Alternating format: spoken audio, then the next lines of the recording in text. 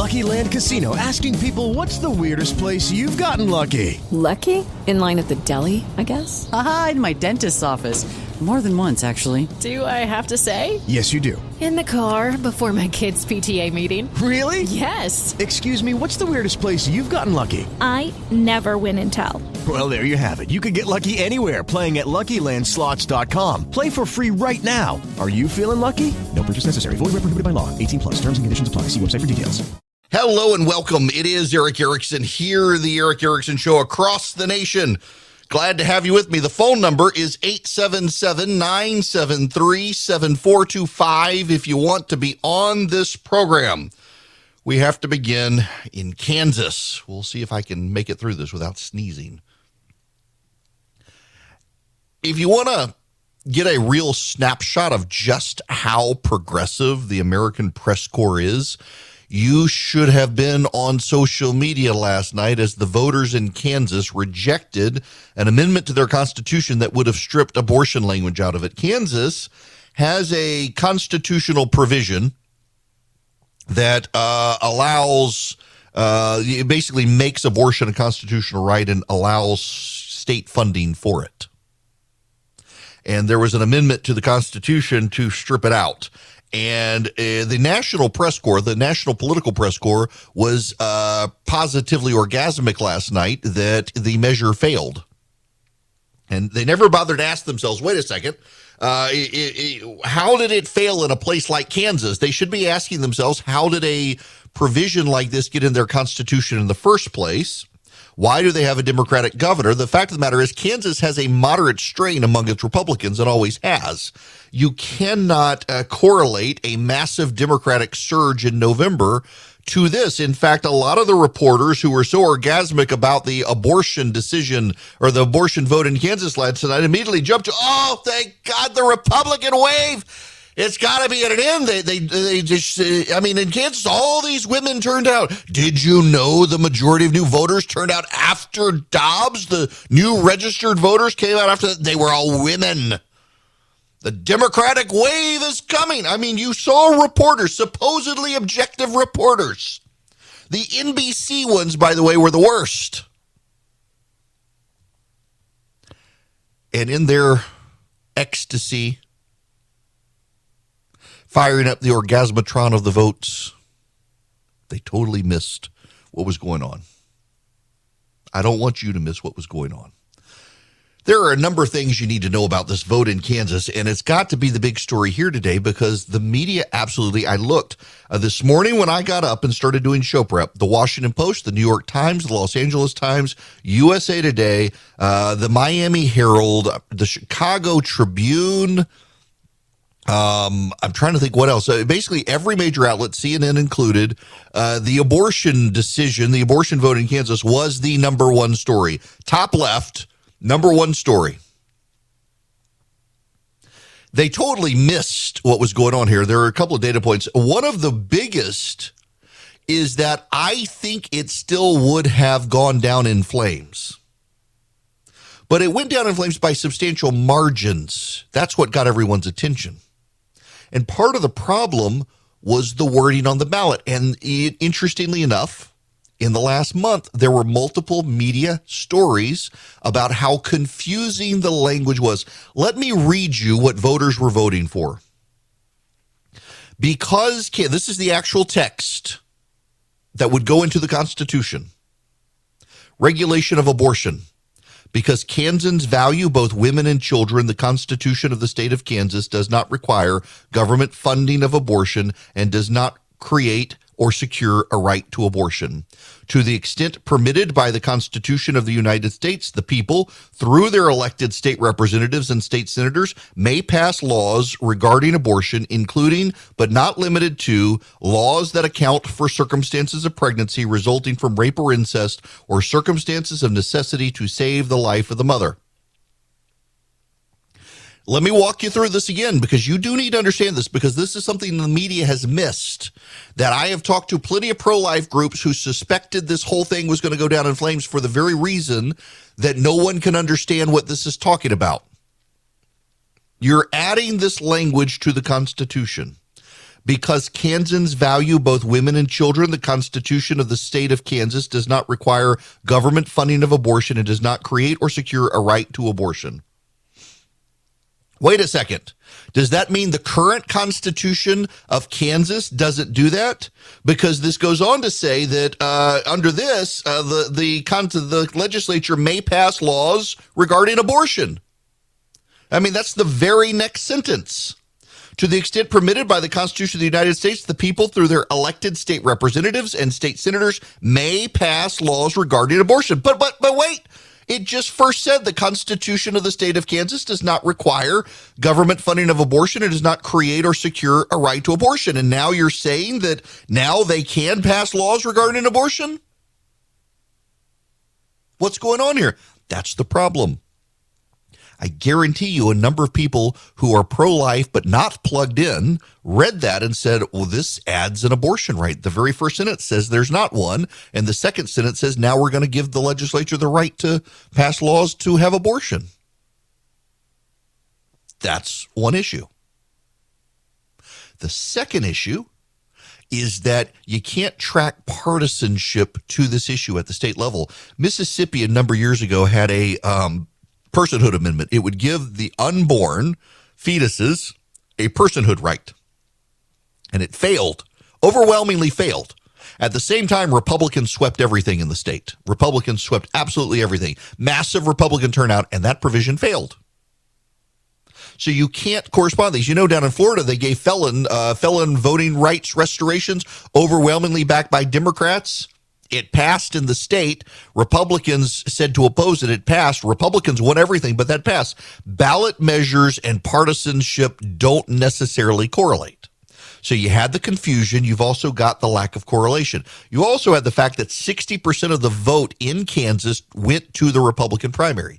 So you actually had a more massive Republican voter surge than a Democratic voter surge in Kansas, and yet this happened. So you can't really say, well, obviously there's going to be a massive Democratic wave in November. Look at what happened in Kansas. Where did the massive wave in Kansas come from? Republicans, not Democrats. But then there's one more thing. So what? The whole point of the Dobbs decision is this. Without the Dobbs decision of the Supreme Court, this vote would not have been possible. That's all the pro-life movement ever wanted. Allow us democratically to have the discussion. Allow us democratically to be able to persuade. Do not preclude us by judicial fiat from being able to change minds. They did not change minds in Kansas. Part of it is the pro-lifers in the legislature, led by some zealots who were, from what I'm told by a lot of pro-lifers, duped by some supposedly well-intentioned pro-abortion activists who were willing to help them put this up for a referendum. They screwed up the language. The language overwhelmingly confused. Now, there was an explanation tied to this language on the ballot, and that explanation in and of itself suggested that there would be no ability to have an exception for rape and incest. It was hyper confusing. They willfully screwed up the language through a lobbying effort. But so what?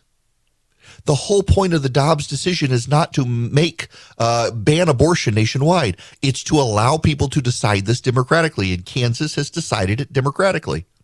That's what we wanted. Now, if you're pro-lifer, you may be disappointed in the result. You should actually blame the people who wrote the language.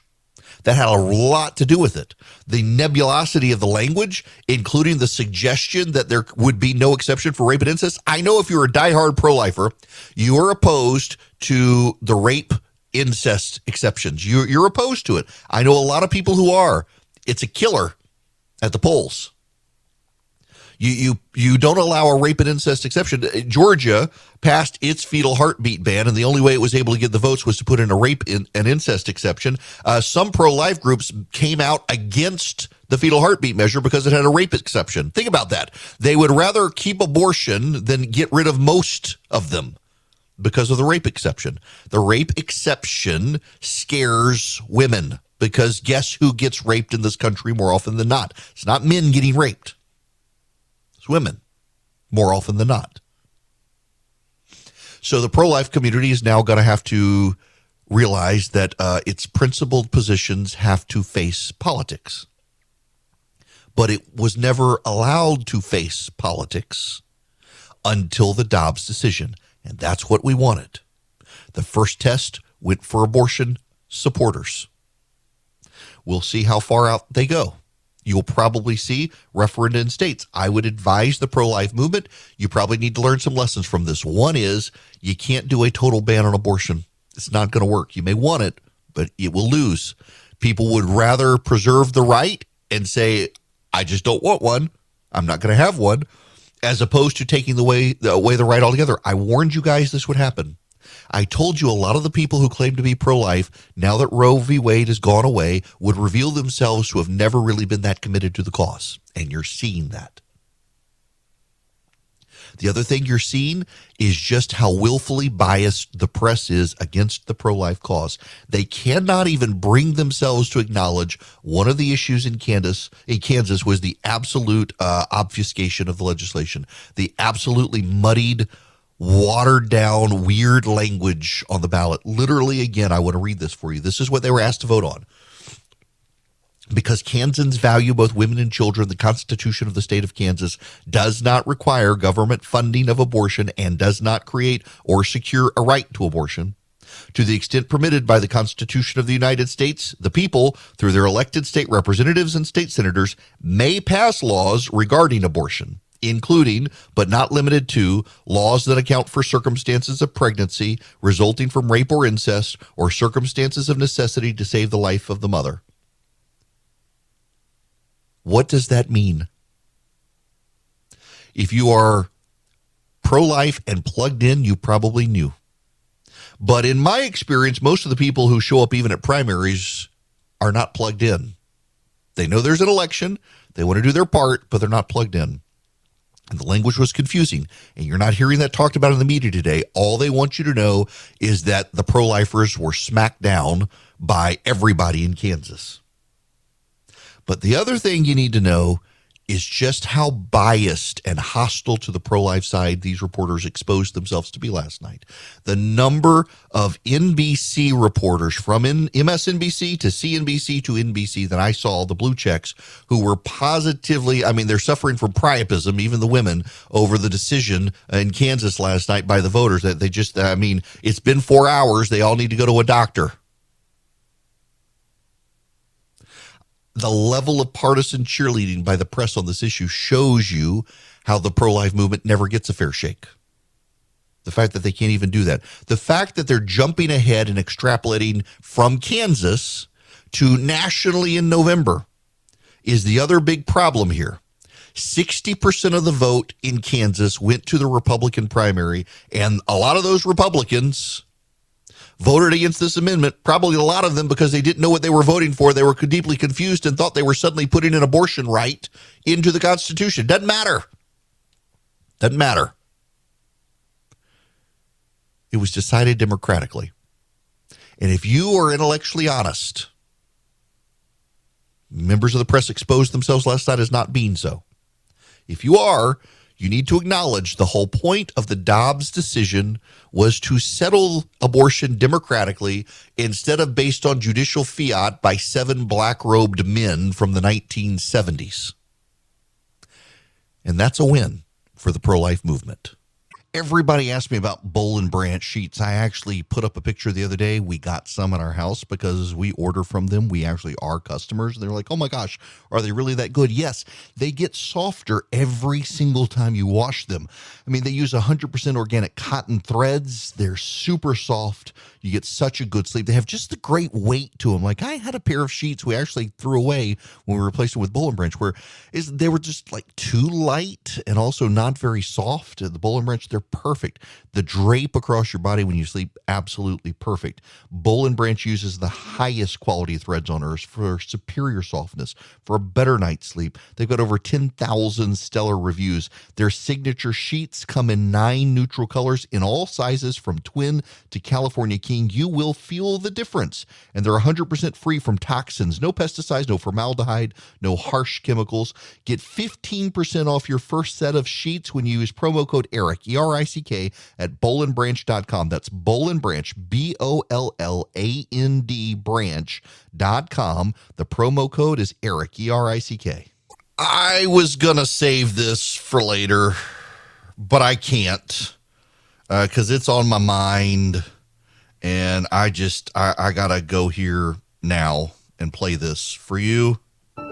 The poet laureate of baseball, the best there ever was, the voice of heaven. Those are just a few of the ways colleagues have described the great Vin Scully, but to Dodger fans, he was simply known as Vinny. In 1949, Vin was recruited by legendary broadcaster Red Barber to cover college football for CBS Sports Radio.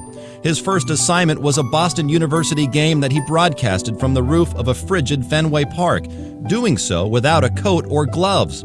Barber was so impressed he asked the 22-year-old Scully to join him and Connie Desmond in the Brooklyn Dodgers booth for the upcoming 1950 season. After Barber left the Dodgers in 1953, Scully became the youngest man ever to broadcast a World Series game at the age of 25. When Dodgers owner Walter O'Malley moved the franchise west to Los Angeles in 1958, he didn't hesitate to bring his broadcast team of Jerry Doggett and Vin Scully with him. Together, they played a pivotal role in introducing Los Angeles to professional baseball and their boys in blue. Baseball remains the perfect canvas for Vin's artistic broadcasting palette. It was only fitting that Scully continually found himself in the catbird seat for the game's biggest moments. What a marvelous moment for the country and the world. A black man is getting a standing ovation in the Deep South for breaking a record of an all-time baseball idol. It looks like he's going to burn a flag, and Rick Monday runs and takes it away from him. And so Monday, I think a guy was going to set fire to the American flag. Can you imagine that? He's got it. The Los Angeles Dodgers have just about done the impossible. In total, Vin Scully called 25 World Series, 12 All-Star games, 3 perfect games, and 18 no-hitters. But perhaps he saved his best work for the single most important swing in the Dodgers' 100-plus year history on that fateful night in October of 1988. High fly ball into right field. She is gone! In a year that has been so improbable, the impossible has happened. While he wasn't always comfortable with the spotlight, Vinny not only understood but embraced his role of ambassador for the game of baseball. For it's 1, 2, 3 strikes, you're out at the old ball game. The city of Los Angeles. Let's hear it. Vin Scully! And the loyal fan base of his beloved Dodgers. One of the great rewards in my life is the privilege of broadcasting Los Angeles Dodger baseball to the nicest fans in the world. While some broadcasters find it difficult to mask the That's inevitable- Vin Scully and the Dodgers tribute for him. And I got to tell you, so he was the uncle of one of my good friends. Dan McLaughlin, who writes at National Review now, he started writing with me at Red State back when we started. And Vin Scully is his mother's brother. And so his family is at a loss today. We all are. I mean, the man is the voice of baseball. I was trying to ascribe to my wife. Doesn't matter what team you root for. You hear Vin Scully in your head when you're watching baseball. The man is an icon. And as someone who does radio, this is a man who no one will ever do it as well as him. And you just kind of know that when you get the job. Vin Scully, dead last night, deeply committed to his faith and to his fans in baseball, not just the Dodgers. Hello there. It is Eric Erickson here. The phone number is 877-973-7425. I encourage, and I want you to know this. I'm not being flippant. I'm actually being serious. I want you to know that I actively encourage stupid people to not listen to my program. I would like to raise the median IQ of my listeners at all times. My job is to make you as smart as possible, to make you smarter and more knowledgeable and in the know of all the latest headlines. That's why in this program, I focus on the big stories of the day. What is everybody talking about in the news? Because I want you to be able to talk about it and to know more than all the other people who are also talking about it. So you're the smartest person on the block, and you become the influencer of your community. So people rely on you. It's not for me to tell you what to think. It's for me to give you all the information and teach you how to think so you can arrive at your own conclusion, even if it's different from mine. So I am very notorious for encouraging people who, let's just put it this way, if they jump from their ego to their IQ, they would die. I try to encourage them to go elsewhere to make room for smart people. So I received an email from someone yesterday. The first tip that this person is not very bright is their email address from Noel or Noel shows that they are a Tennessee Vols fan. You can tell right there. We got someone with mental issues, Philip. This is the email. The subject line is your assault on Trump's supporters breathing. Supporters breathing is one word. And then it says this, sent from my iPhone. Let me give you a piece of advice. I heard you today breathing Trump voters. Your smartass comments came through loud and clear. We will begin a campaign towards your sponsors to get you off the air. You are not a conservative. You are a Democrat in conservative cloths. So enjoy our ride. We have more power than you, so buckle up, loser. There was no punctuation. It was just one word salad right after sent from my iPhone. It came because I said yesterday that if Donald Trump could not speak with moral clarity on the need to not nominate a man who beat his wife and tied up his mistress and beat her, he probably needed to sit it out. And if you didn't get that, maybe you needed to do some self-reflection. So I replied to Noel, the Tennessee Vols fan. If you choose to contact my sponsors, please learn to spell, use punctuation, and sound more intelligent than the email you sent me. Also, I'd appreciate it if you would listen to another show, as I'm constantly trying to boost the median intelligence of my audience. Just without you, the median IQ would go up at least 25 points. God bless, Eric Erickson. All I'm telling you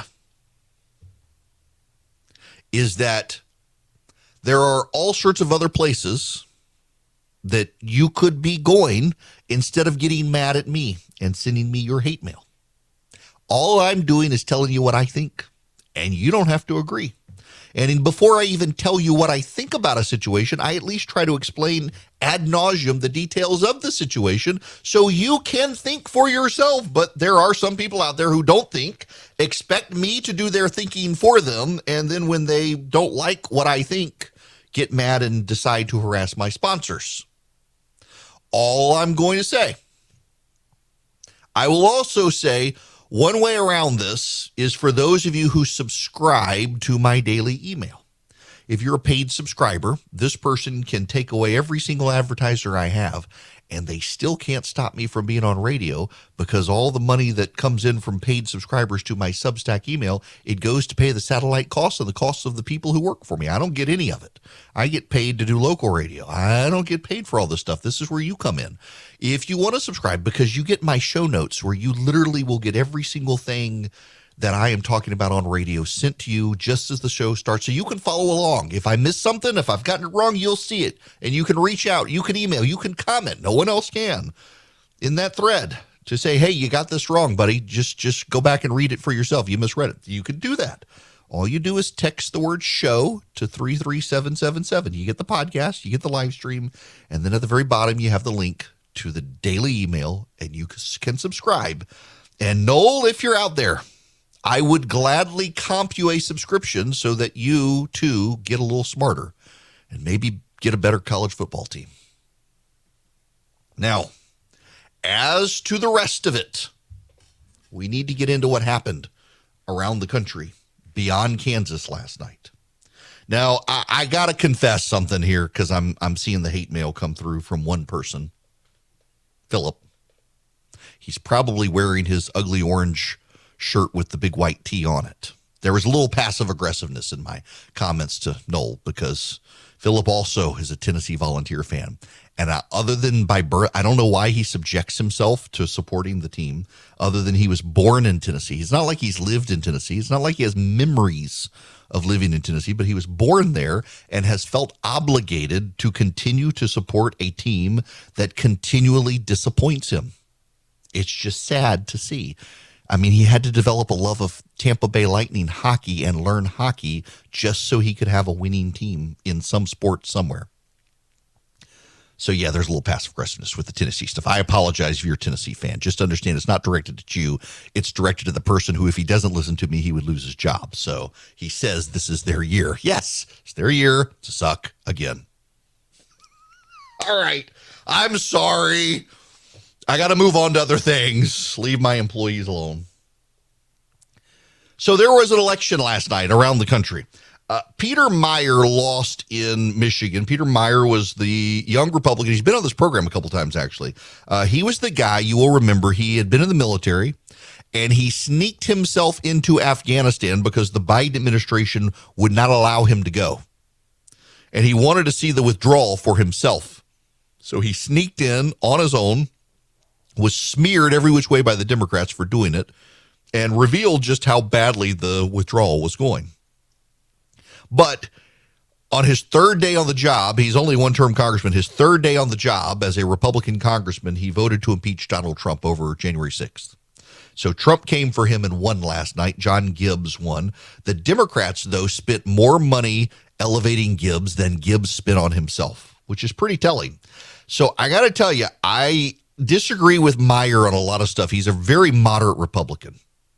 But I appreciated that he actually had some principle and integrity and was kind of hoping he would win, knowing I would be in opposition to him a lot, way more than I would with John Gibbs, who beat him in the primary. But I appreciated his principled stance, even when I disagreed with him, and knew he would still agree with me about 80% of the time. John Gibbs came to fame by denying that the election was legitimate and championing everything that happened on January 6th as a denier, and that just struck me wrong, that a guy who believes the lies or the truth probably shouldn't be the guy going to Congress. But the Democrats funded him, and now I want him to win.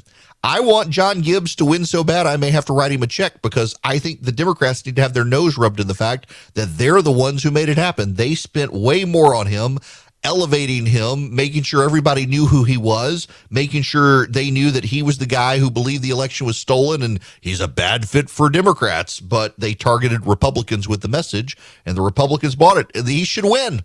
The Democrats need to learn. You play in Republican primaries to pick your candidate. We're going to make sure that candidate beats you. So everybody needs to step up and support John Gibbs now. Frankly, the Democrats have got to learn this lesson.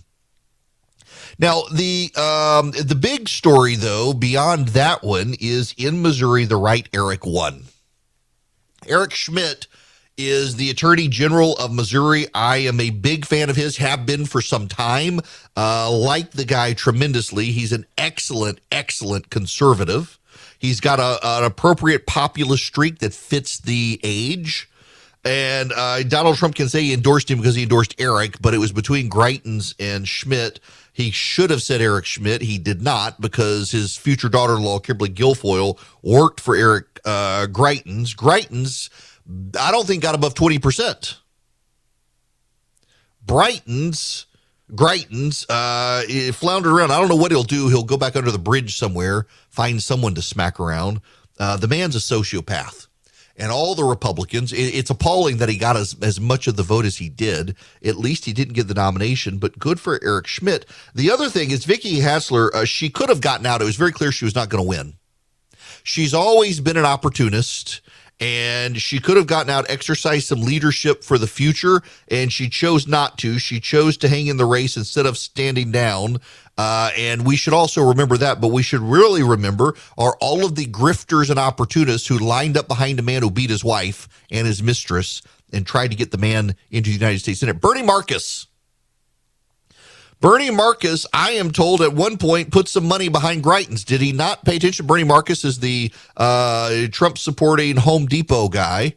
Lives here in Atlanta. I've never met him, but he was apparently, from what I read in the paper this morning, a Greitens supporter. How on earth do you give money to a man who beat his wife, tied up his mistress, and beat her too, and sexually assaulted her? How do you do that? I don't know. I mean, this is the thing I'm learning about billionaires. They live in a different world than you and me. They are cloistered. They are surrounded by yes men, and nobody's going to challenge them. No one's going to say, hey, man, this probably isn't a good idea. Someone around Marcus who's in charge of his political giving should probably be fired for telling him to support a guy who beat his wife and his mistress.